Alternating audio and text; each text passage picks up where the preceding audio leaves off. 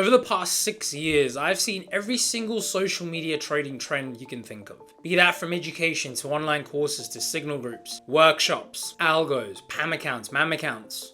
I've literally seen everything. And the biggest trend to hit the market is definitely funding companies and prop firms. In this video, I'm going to be sharing the truth behind prop firms. I'm going to be sharing my opinion on them and whether or not you should actually go down that route if you're getting started. So sit back, relax, give the video a thumbs up. Don't forget to subscribe and let's jump straight into the video.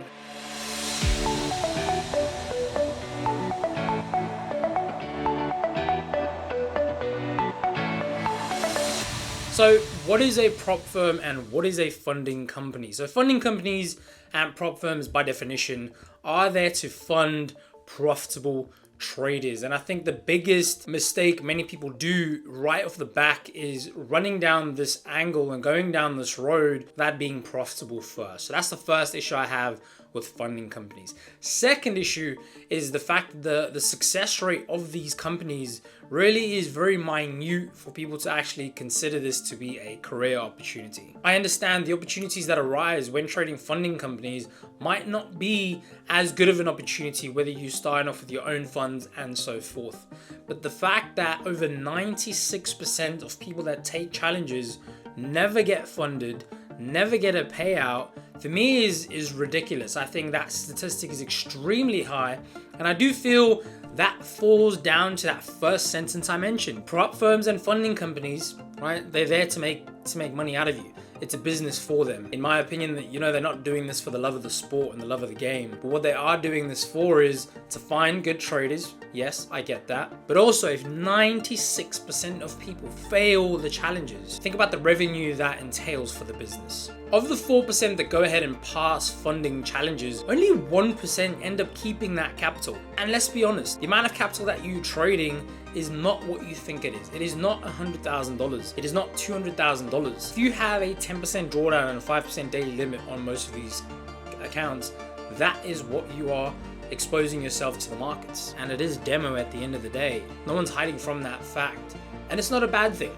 I think you are being rewarded for your performance should you show that you are a good trader and a profitable trader over a period of time. But the issue that I really have with it is you need to reach 8% to 10% on some firms, followed by another 5%. So they give you two little hurdles to climb over. In total, that's between 13 and 15% that you need to achieve within a cycle. Yes, the rules are starting to change. They're taking away minimum trading days, maximum trading days. They're giving people the hope. It's hopium, right? Hopium. And the issue that I have with hopium is that it leads people on, right? It leads people on. People will throw thousands at challenges, hoping to get that one payout to make it all back. Same thing as gambling. It is a gambling approach, and I think it is sucking in so many people the wrong way that I literally would suggest you rather trade with $1,000 of your own money instead of spending $1,000 on a challenge, which you're more than likely going to lose. It is not a case of the probabilities against you, don't even try.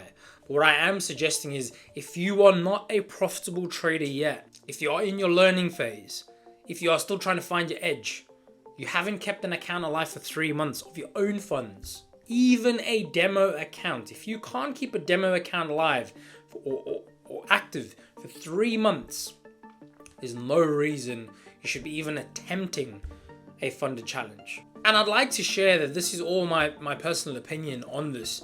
I do understand that these businesses have been created and are being opened as we speak, purely because of the profitability of these businesses. There hasn't yet, till this day, right, been more profitable funded traders than prop firm companies out there. I scroll through Twitter, I look at social media. Every single week there's a new prop firm. Every single week. Are there many traders actually pulling money out of these firms? Or is there a handful of individuals that can consistently keep their profits alive to reap the rewards out of these companies? Yes, please, by all means, use your skill set wisely. I am personally not of the belief that that is a road you should be down for very long. I do firmly believe that you should treat it like a cash cow, treat it for what it is, Know that if regulatory action steps in and they do stop that at some point, are you okay with that? Or is your whole world going to come crumbling down because this $100,000 account that they've given you is no longer available and no longer there? So the purpose of this video was not to make you fear about funding companies. It was not to make you, stop your current challenge or stop going down that road. It is literally to make you aware that these companies are built off of traders that fail. It is the solid truth. Like any other brokerage out there, most brokers succeed and thrive off the fact that most lose. That's the business model. So don't take it personal. Understand it. And the reason I'm sharing this is I wish along my journey, I had someone sit me down at a table like we're at today and just told me the truth. It's like ripping a band-aid off. If you rip it off quick, it's going to heal. You can get back to normal. If you sit there and you rip a band-aid off slowly, it's just going to be painful and the pain is just going to last longer. So the reality around trading is, and especially with these prop firms, the success rate is extremely low and you shouldn't be throwing in your last money just to get a funded account, just so that your life can get back to normal and just so you can pay off your debts and just so that life can be great again for you, because it's probably not going to happen. Your main focus here, folks, is really to build an edge in the markets that can sustain and continue over time.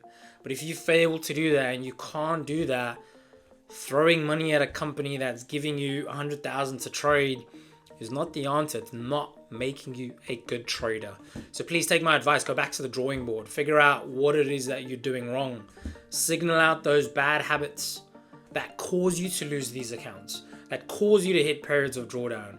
Signal out those bad habits, learn to lose less, learn how to lose, learn how to take a loss and stop, versus constantly chasing the market, constantly throwing money at the game. And in 6 months' time, you're going to be in the exact same position. So I hope you enjoyed this video. If you are still watching, do drop a comment below what you want to see next. I'm really just trying to share some light on certain situations. And I'm going to be bringing market videos once a week too. So look out for that. But thanks for tuning in. Look forward to seeing you on the next video. Take care. Bye-bye.